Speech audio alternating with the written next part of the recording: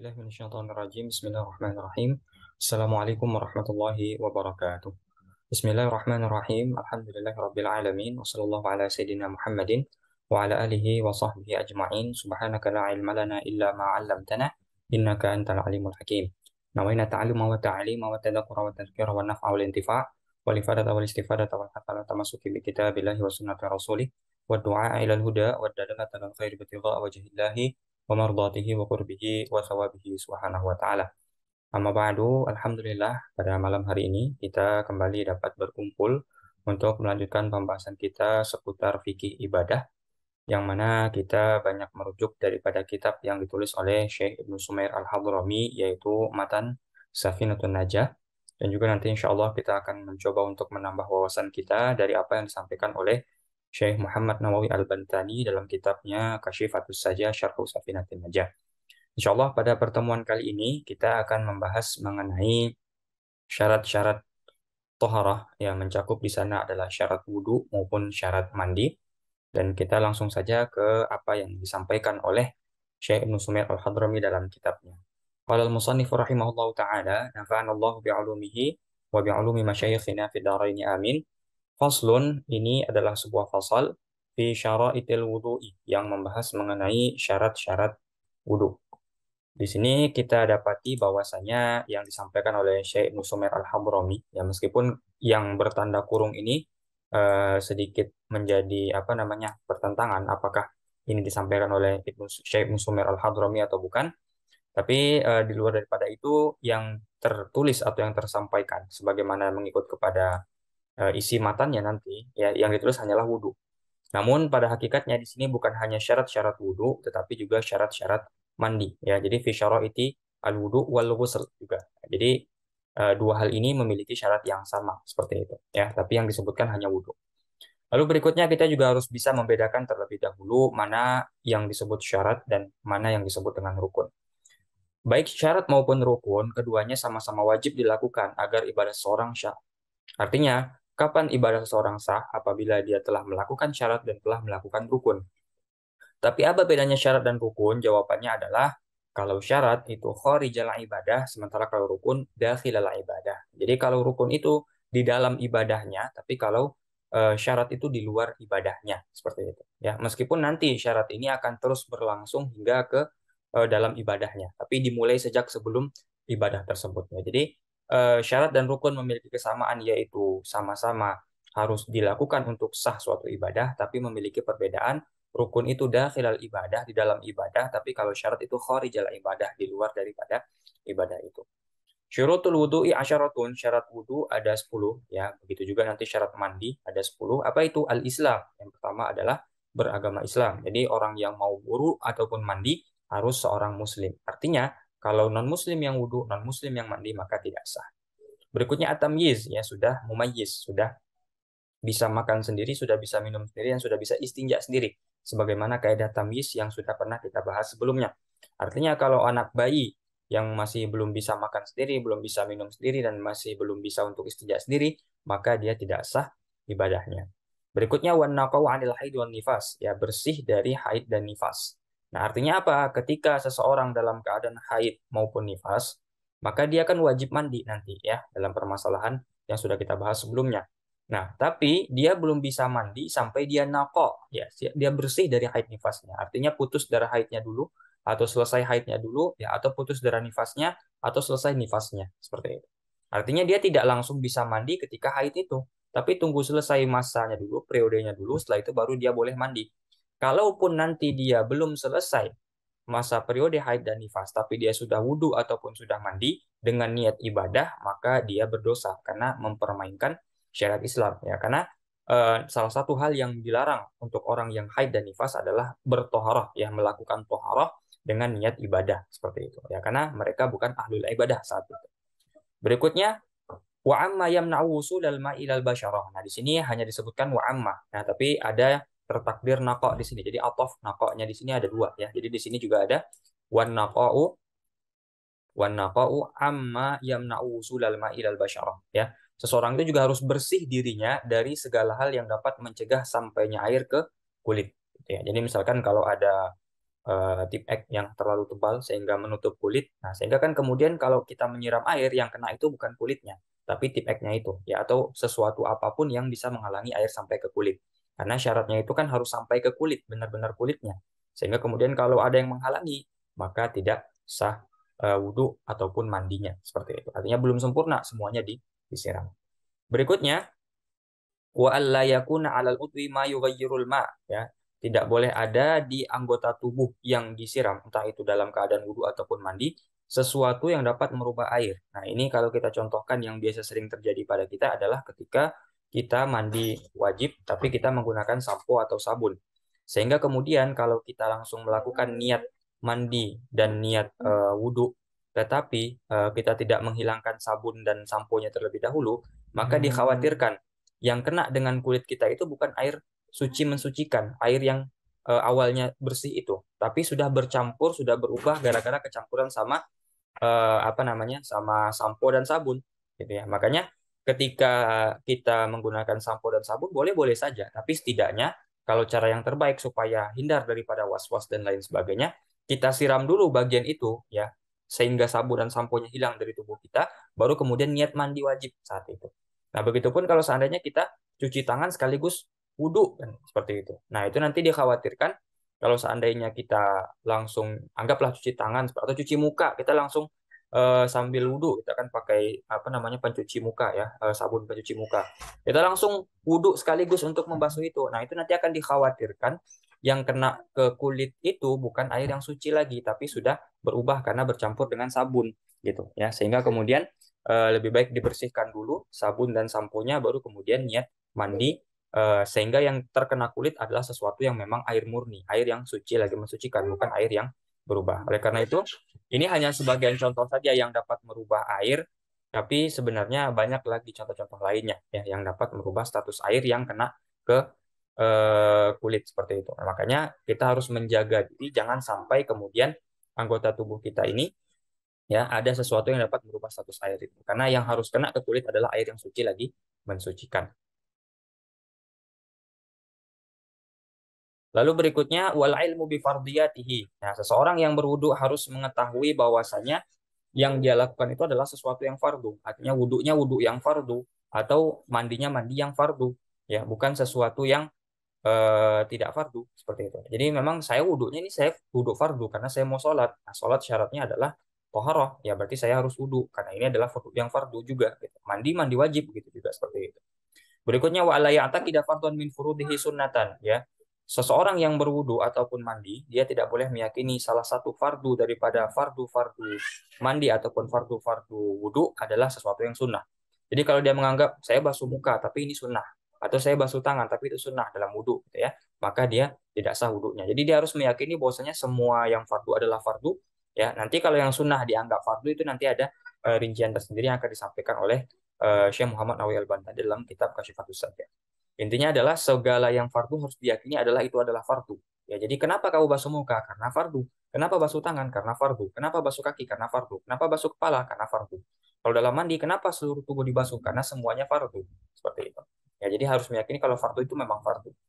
Wal ma'ut tahur. Lalu berikutnya syarat sahnya wudhu ataupun mandi adalah menggunakan air yang tahur.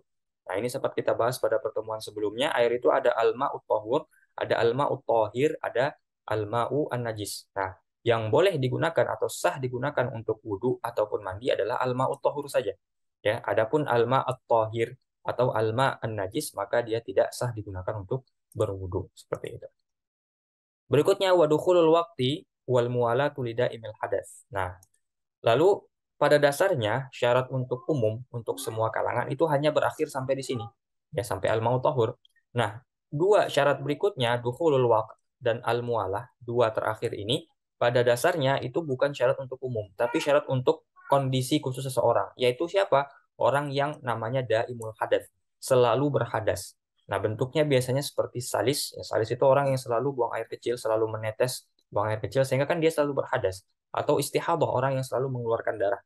Nah, itu disebut dengan daimul hadas. Nah, bagi orang yang daimul hadas, yang sebagaimana telah kita sebutkan tadi, maka dia memiliki dua syarat tambahan. Apa itu? Dia baru boleh untuk toharoh, wudhu ataupun mandi setelah dukhulul waqt, setelah masuk waktu. Ya, artinya kalau dia melakukan wudhu untuk sholat zuhur, tapi belum masuk waktu zuhur, maka dia tidak dianggap wudhunya saat itu. Ketika sudah azan zuhur, nanti dia harus ulang lagi wudhunya. Karena wudhu yang diterima adalah wudhu setelah zuhur. Ya, begitupun pada sholat-sholat lainnya. Yang kedua, al-mualah. Nah, mualah ini berturut-turut. Nah, berturut-turut dari apa? Dari mulai toharohnya, artinya dari membasuh satu bagian ke bagian yang lain itu harus berturut-turut, setelah muka langsung tangan. Ya, kalau misalkan 3 kali harus berturut-turut juga antar basuhan. Dan nanti setelah wudhu langsung laksanakan sholat seperti itu. Jadi setelah wudhu langsung sholat, nggak bisa dijeda-jeda dulu. Karena ini orangnya darurat, gitu kan? Dalam kondisi darurat berbeda kalau orang yang pada umumnya yang dalam keadaan sehat walafiat. Artinya dia mau wudhu sekarang, mau sholat 3 jam lagi nggak masalah selagi belum batal. Tapi kalau orang daimul hadas dia harus mualah. Ya bukan hanya mualah dari segi cara berwudhunya, tapi juga dari wudhunya, dari toharohnya ke sholatnya itu harus mualah seperti itu ya. Jadi langsung sholat setelah itu, nggak bisa ditunda-tunda. Nah, itulah 10 hal yang merupakan syarat-syarat wudhu ataupun syarat-syarat mandi, ya syarat-syarat taharah yang disampaikan oleh Syekh Ibnu Sumair Al-Hadrami. Kita mencoba untuk mencari tahu lebih lanjut, lebih dalam apa yang disampaikan oleh Syekh Nawawi Al-Bantani dalam kitabnya Kasyifatus Saja. Faslun fi syurutit taharah. Ini adalah fasal yang membahas mengenai syarat-syarat taharah. Nah, jadi kalau kita lihat di matan, judulnya itu hanya wudhu gitu ya. Tapi kalau di syarah ya, Syekh Nawawi Al-Bantani memberi judul At-Taharah sehingga kemudian mencakup wudhu dan juga mandi di situ. Ya berbeda nanti kalau kita hanya membaca matan, kita akan memahami saja bahwasanya yang wajib itu hanya wudhu ya. Syaratnya ini hanya berlaku untuk wudhu, bukan untuk mandi. Sementara ini berlaku untuk mandi juga. Karena itu juga dijelaskan di sini di dalam matanya syurutul wudhu'i, syarat-syarat wudhu, syarat-syarat sahnya wudhu, wa kadal ghusl, begitupun ghusl. Nah, ini menunjukkan seolah syaratnya mandi sama dengan syaratnya wudhu gitu ya, makanya dijelaskan dengan syarah seperti itu. Nah, artinya kalau kita banyak membaca referensi maka kita akan lebih tahu lebih banyak ya mengenai informasi-informasi yang mungkin tidak disebutkan. Nah, di sini bukan berarti Syekh Nusumir Al-Hadrami tidak tahu atau mungkin ingin menyembunyikan, tapi pada dasarnya orang pasti sudah tahu syaratnya mandi itu sama dengan syaratnya wudhu kalau dia banyak membaca referensi-referensi lain seperti itu. Jadi dia sudah memahami atau memaklumi, ini orang sudah paham. Saya sebutkan wudhu, tapi maksudnya juga mandi di sana. Seperti itu. Ya, itu makanya kita penting untuk membaca banyak referensi dalam kitab fikih. Asyaratun jumlahnya ada 10. Ya, syarat wudhu maupun syarat mandi jumlahnya ada 10. Yang pertama al-Islam, beragama Islam. Ya, artinya apa? Fala yasihu min kafirin. Tidak sah wudhunya atau mandi syariahnya orang kafir, orang non-muslim. Ya, kenapa? Li'annahu ibadatun badaniyatun li ghairi daruratin. Karena wudhu ataupun mandi itu kan ibadah ya, ibadah badaniyah ya. Walaisa huwa min ahliya, sementara orang non muslim atau orang kafir dia itu bukan ahlul ibadah sehingga kemudian tidak sah eh, ibadahnya seperti itu, tidak sah wudhunya ataupun mandinya ya. Yang kedua wasani atamyiz ya, karena dia syaratnya adalah harus seorang mumayyiz. Artinya fala yasihu wudu'u ghairil mumayyizi katiflin wa majnunin. Tidak sah wudhunya orang yang belum mumayyiz. Siapa itu contohnya? Tifl, anak kecil ya, anak kecil, wa majnunin, orang gila seperti itu. Nah, kalau kita melihat kepada rentang umur kebiasaan, biasanya kan tamis itu di usia 7 tahun ya. Kalau balik itu di usia 10 tahun. Nah, kita harus sudah bisa membedakan antara tamis dengan balik di sini. Nah, jadi kalau seandainya orang kita anggap sebagai suatu kebiasaan saja 7 tahun, kalau usia 1 sampai 6 tahun dia melakukan wudhu ataupun mandi, maka kan tidak sah karena dia belum tamyiz. Oke. Nah, usia 7 tahun dia sudah mumayyiz ya. Nah, berarti usia 7 sampai usia 9 ya, dia melakukan wudhu sudah sah meskipun belum wajib. Karena wajibnya toharoh nanti, wajibnya sholat, wajibnya toharoh juga sekaligus, itu ketika dia sudah balik. Makanya nanti ada yang namanya syarat sah, ada yang namanya syarat wajib. Syarat sah adalah syarat-syarat yang harus terpenuhi agar suatu ibadah sah. Tapi kalau syarat wajib, syarat-syarat wajibnya seseorang untuk melakukan suatu ibadah. Nah, syarat wajibnya wudhu dan toharoh itu adalah balik. Ya, jadi seseorang yang sudah mumayyiz, tapi dia belum balik, dia itu sebenarnya kan tidak wajib wudhu, tidak wajib mandi, gitu ya. Tapi kalaupun dia sudah wudhu dan mandi, dia sudah sah. Kenapa? Karena dia sudah mumayyiz. Karena itu beda nanti syarat wudhu dengan syarat syarat wajib seperti itu. Ya, ini hanya perhitungan umur biasa, tapi nanti bisa dikembalikan kepada masing-masing orang seperti itu. Ya, jadi kita harus bisa bedakan kapan tamyiz, kapan buluh, ya, kapan seseorang itu dianggap mumayyiz, kapan seseorang itu dianggap sudah baligh. Karena itu punya hukum masing-masing. Nah, kalau dia sudah mumayyiz, maka dia sudah sah, meskipun dia belum wajib. Artinya, dia tidak ada kewajiban untuk wudhu, untuk mandi, untuk sholat juga. Tapi kalau seandainya dia sudah lakukan saat itu, maka dia sudah dianggap sah ibadahnya, sudah bernilai ibadah karena sudah sah, meskipun belum belum wajib seperti itu. Ya, lima dzukir alasannya karena sebelumnya, sebagaimana disebutkan sebelumnya. Artinya apa? Karena wudhu dan mandi itu ibadatun badaniyatun li ghairi darurah, ya ibadah badaniyah, ya. Sehingga kemudian orang yang belum mumayyiz, artinya anak kecil ataupun orang yang gila, itu laisa min ahlil ibadah, dia bukan termasuk orang yang mesti melakukan ibadah, ya, karena dia masih kecil atau dalam keadaan tidak berakal seperti itu. Ya, karena nanti syarat wajibnya suatu ibadah adalah selain balik adalah akil juga. Artinya kalau dia tidak akil, dia tidak berakal, ya berarti termasuk di sini orang gila, maka dia tidak tidak wajib untuk melakukan atau laisa min ahlil ibadah, tidak wajib melakukan ibadah. Yang ketiga wasalisu an-naqa, ya an-naqa. Nah, ini hanya sedikit mengenai pembahasan kata, tapi intinya maksudnya an-naqa adalah an-nadhafah, bersih. Ya, jadi syarat yang ketiga adalah an-naqa ai an-nadhafah, bersih. Bersih dari apa? Anil haidhi wan nifas. Dia harus bersih dari haid dan nifasnya. Sebagaimana tadi telah sampaikan, kalau seandainya seseorang yang haid dan nifas dia melakukan ibadah, wudhu dan mandi, maka dia berdosa. Kenapa? Karena dia bermain-main dalam agamanya. Sehingga kemudian wudhu dan mandinya baru boleh dilakukan ketika telah selesai haid dan nifasnya. Sekalipun wajibnya ketika dia mengalami haid dan nifas itu. Ya. Berikutnya warabi'u, ini tadi sempat kita singgung di matan juga, tidak disebutkan oleh Syekh Musumer Al-Hadrami an-naqa. Tapi pada dasarnya itu disebutkan secara takdir, sehingga kemudian disyarah disebutkan an-naqa'u amma yamna'u wusulal ma'i ilal basyarah. Ya. Seseorang yang berwudu itu harus bersih dari segala hal yang dapat mencegah sampainya air ke kulit, sebagaimana penjelasan kita tadi. Ya. Jadi kalau ada sesuatu yang membeku ya atau mungkin menjadi padat di kulit kita sehingga kemudian mencegah sampainya air, maka itu nanti dia tidak sah wudhunya karena airnya nggak sampai ke kulit. Kalau di sini contohkan seperti duhnin jamid, misalkan minyak yang mengeras, gitu ya, minyak yang mengeras, wasyam'in atau lilin. Nah, lilin itu kan cair, lalu kemudian nanti bisa mengeras. Nanti kalau seandainya ada lilin di kulit kita, maka yang kena air adalah lilinnya, bukan kulitnya, sehingga kemudian tidak sah wudhunya ataupun mandinya. Wah ini hibrin, lalu misalkan tinta, tinta yang mengeras, tinta yang memadat gitu ya, atau misalkan juga seperti contohnya itu tip X ya dan segala macamnya.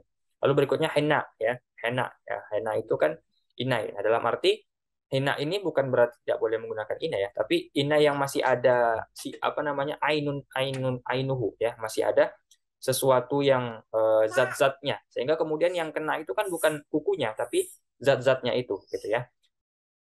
Bikhilafi asarihima. Nah, di sini berarti maksudnya adalah ya yang tidak boleh itu adalah ainnya gitu. Artinya kalau misalkan masih ada yang padat-padat ya atau yang mengeras di kulit itu dia tidak boleh di situ.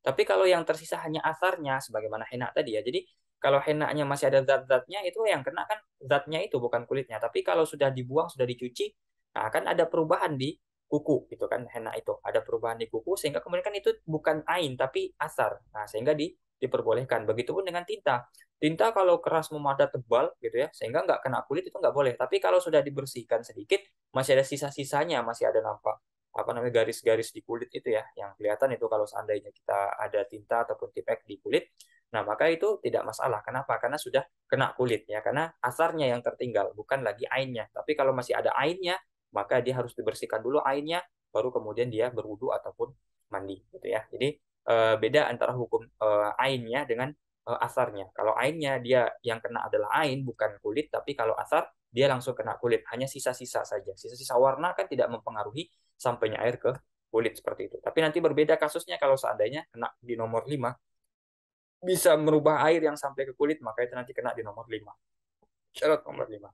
Wasyaukatin lau uzilat lam yaltaim mahalluha. Begitupun juga ya yang dapat mencegah sampai air ke kulit itu kalau seandainya ada duri yang menancap ke kulit lalu menyebabkan kulit menjadi robek dan tidak bersatu ya. Lam yaltaim itu tidak bersatu ya. Jadi membuat kulitnya itu menjadi terbelah seperti itu. Wadamin wa gubarin, berikutnya juga yang dapat mencegah sampainya air ke kulit itu darah. Jadi misalkan kalau ada darah yang membeku ya atau darah yang mengeras gitu ya. Nah, itu kan biasanya kalau orang-orang yang mungkin setelah kurban Idul Adha biasanya banyak yang apa namanya ya katanya kesehatan, cuman wallahu a'lam ya, apakah benar atau tidak itu kan urusan medis. Banyak yang biasanya kakinya dicuci dengan darah sisa itu misalkan seperti itu ya, lalu kan kemudian membeku mengeras gitu. Nah itu airnya nggak sampai ke kulit tapi kenanya di darah itu, makanya harus dibersihkan dulu darahnya. Wagubar begitupun kalau seandainya ada tanah misalkan ya, tanah yang terlalu tebal ya, debu atau terlalu tebal atau tanah gitu ya, sehingga kemudian yang kena bukan kulitnya tapi tanahnya. Ala udwin ya yang ada di tubuh seseorang yang melakukan wudhu ataupun mandi. La arokin mutajaminatin alaihi, tapi tidak berlaku hukum ini untuk keringat yang membeku. Tapi kalau keringat yang membeku artinya seperti itu ya. Kalau keringat ya karena keringat itu kan asli dari tubuh, sehingga kemudian kalau keringatnya itu kita wudhu berkeringat, muka kita lagi sedang berkeringat ya, keringat murni kita wudhu itu tetap tetap sah karena akan sampai airnya ke kulit seperti itu. Karena kan keringat itu dari tubuh kita asalnya, bukan dari faktor eksternal ya, berbeda dengan cairan-cairan lain ya. Wawasikhi tahtal alfar. Nah, begitu juga yang dapat mencegah sampainya air ke kulit atau ke bagian-bagian tubuh ini adalah kotoran yang ada di balik kuku gitu ya. Jadi biasanya kalau kuku orang panjang itu kan ada hitam-hitam gitu ya. Sehingga kemudian kan nggak kena air jadinya itu di balik kuku. Sementara yang di balik kuku itu ya, di balik kuku yang kelihatan di balik kuku yang dipotong itu. Nah, itu kan harus kena air. Kalau ada kotoran kan nggak kena. Kotorannya itu yang kena air, bukan kulitnya. Sehingga dibersihkan dulu.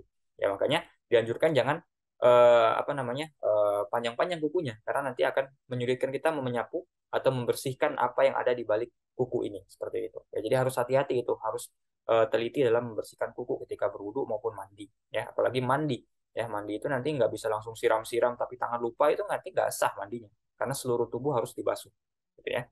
Waramasin fil aini, begitupun kotoran-kotoran di mata. Jadi kalau ada kotoran-kotoran di mata juga dibersihkan dulu, jangan sampai nanti kemudian nggak kena kulit yang berada di sekitar mata gara-gara ketutupan sama kotoran-kotoran tersebut. Walaisa minhu, tapi tidak termasuk juga. Jadi ada yang masuk, ada yang tidak masuk, dijelaskan secara rinci di sini ya. Yang tidak termasuk yang mencegah air apa, atau karena ini dimaafkan ya.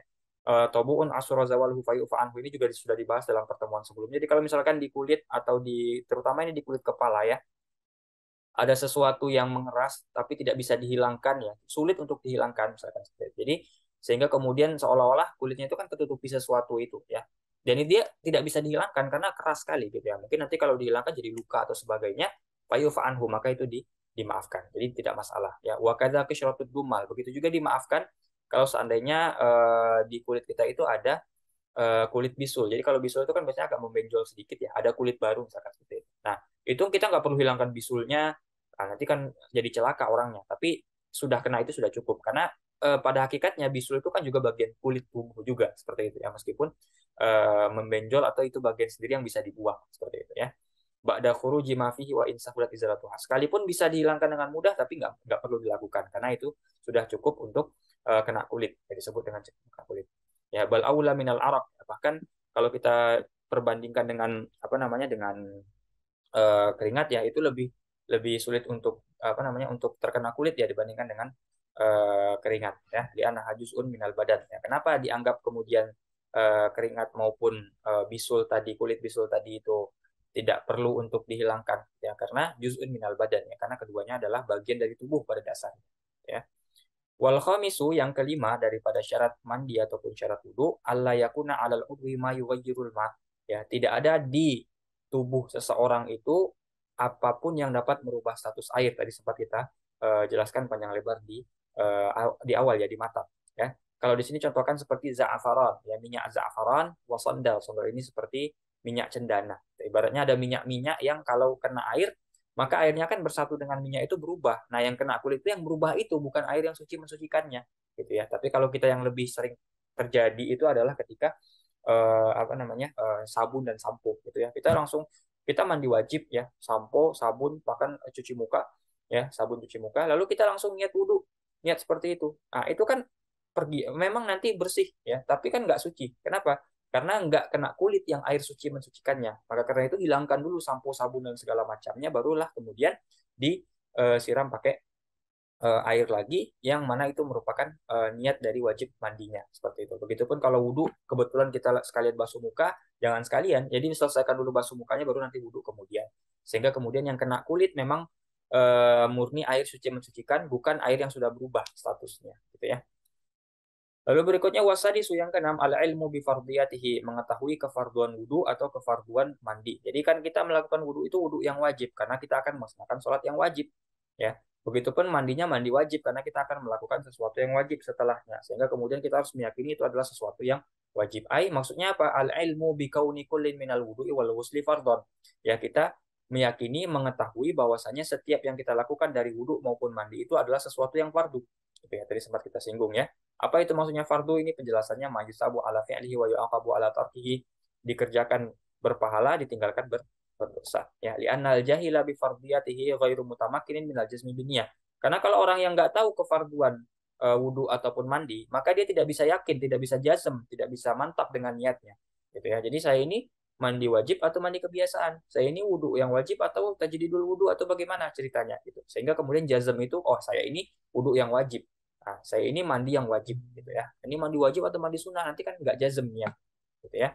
Fala tasihu mimman jahila fardiyata. Oleh karena itu tidak sah wudunya atau mandinya orang yang nggak tahu yang dilakukan itu yang fardu atau yang sunnah. Jadi kalau kita harus tahu nih, saya wudu saat ini wudu wajib atau wudu tidak wajib. Saya mandi saat ini mandi wajib, mandi sunnah atau mandi mubah gitu ya. Apakah saya mandi wajib karena saya junub atau karena mandi sunnah mau berangkat ke sholat Jumat misalkan seperti itu. Nah, itu kan ada beda-beda standar derajat daripada niat wudunya gitu ya. Sehingga kemudian kita harus tahu, oh ini yang fardu. Nah, ini yang sunnah dan lain sebagainya. Berikutnya yang ketujuh, alla ya'taqida, ya wasabiu alla ya'taqida fardhon min furudihi ai furudi kullin minhuma sunnah. Nah, seseorang yang berwudu ataupun mandi tidak boleh meyakini sesuatu yang fardu daripada fardu-fardu wudu maupun fardu mandi, ai furudi kullin minhuma, sebagai sesuatu yang sunnah gitu ya. Jadi kalau misalkan kita nganggap muka ini sunnah, tangan ini sunnah, maka itu tidak sah. Jadi kita harus nganggap fardu. Nah, entah itu yang penting di fardunya ini sebenarnya. Karena itu nanti Syekh Nawawi Al-Baghdadi menyebutkan ya taqada anna af'alahu kullaha furud. Jadi dia tahu seandainya yang ketika apa namanya wudu itu yang dibasuh kan muka, hidung, kumur-kumur, lalu kemudian telinga dan sebagainya. Dia menganggap pokoknya itu semua fardu misalkan seperti itu, ya. Ah, itu sudah dianggap boleh, oke lah seperti itu. Meskipun yang sunnah dia anggap fardu masih oke, gitu ya. Awi atau pada anafi fardun wa sunnah, atau dia tahu pokoknya di wudu itu ada yang wajib, ada yang sunnah, gitu. Tapi dia nggak bisa membedakan wa illam yumayiz ahadahuma anil akhar. Dia nggak tahu mana yang fardunya, mana yang sunnah, nggak tahu. Tapi dia pokoknya meyakini ada yang fardu, ada yang sunnah. Gitu ya. Jadi ini dua bentuk tadi yang sudah dianggap boleh. Tapi ini wahada fi hakil ami. Ini bagi orang awam. Jadi kalau orang awam nggak tahu mana yang fardu mana yang sunnah, tapi tahu dia kalau ada fardu ada sunnah dalam wudhu itu sudah cukup. Ya ataupun dia menganggap semua yang dilakukannya termasuk kumur-kumur, basuh telinga dan lain sebagainya itu fardu semua, itu sudah cukup juga bagi orang awam. Tapi bagi orang al-alim, orang yang alim atau orang yang pernah belajar fikih minimal seperti itu ya. Bahwa manistaghala bil fiqhi zamanan, dia pernah belajar fikih meskipun sebentar, fala budda fihi minat tamyizi faraidi min sunani. Seperti kita ini, kita harus bisa bedakan mana yang fardu, mana yang sunnah. Karena itu dalam pembahasan fardu kan kita bahas, fardunya cuma 6, ya, yang dibasuh 4, ya. Yang sunnah ini. Selain daripada fardu itu maksudnya sunnah. Jadi kita kan tahu, oh ini yang saya lakukan ini fardu, yang saya lakukan ini sunnah. Begini caranya, seperti itu. Nah, itu bagi orang yang sudah belajar seperti kita harus bisa bedakan mana yang fardu, mana yang sunnah, seperti itu. Berikutnya al-ma'ut tahur yang ke-8. Wasaminu al-ma'ut tahur. Nah, seperti kita singgung juga tadi, sahnya mandi dan wudu hanya dengan al-ma'ut tahur. Artinya al-ma'ut tahir dan al-ma'un najis itu tidak sah. Nah, al-ma'ut tahur yang sah digunakan itu sesuai dengan dugaan dari orang yang akan wudu atau akan mandi. Ya, sesuai dengan dugaannya atau keyakinannya. Seperti itu. Ya, sekalipun menurut pandangan orang lain itu airnya tidak tahur. Gitu. Nah, ini misalkan contohnya seperti apa? Kama law ishtabaha tahuru bil mutanajjis min ina'aini waqa'a fi ahadihima la bi ainihi najasatun. Jadi ada dua air, dua bak gitu ya, dua ina ya, dua cawan, dua ember gitu ya. Air A dan air B. Awalnya dua air ini suci semuanya, tapi salah satu kecampuran sama najis berubah menjadi air najis ya. Nah, masalahnya orang yang mana nih yang kecampuran sama najis nggak tahu. Datang orang pertama. Nah, orang pertama menduga, oh menurut saya yang suci adalah yang A, berarti yang najis, yang mutanajis yang B gitu ya. Nah, orang kedua menduga, oh menurut saya ini yang B nih, yang suci bukan yang A. Maka ketika orang pertama menduga yang A ini yang suci, dia hanya sah wudhunya dengan yang A. Kalau dia pakai yang B, nggak sah wudhunya. Nah, orang yang kedua ini hanya sah wudhunya ketika dia menggunakan air yang B ini. Artinya kalau dia gunakan air yang A, dia nggak sah. Nah, itu yang tadi dijelaskan di sini.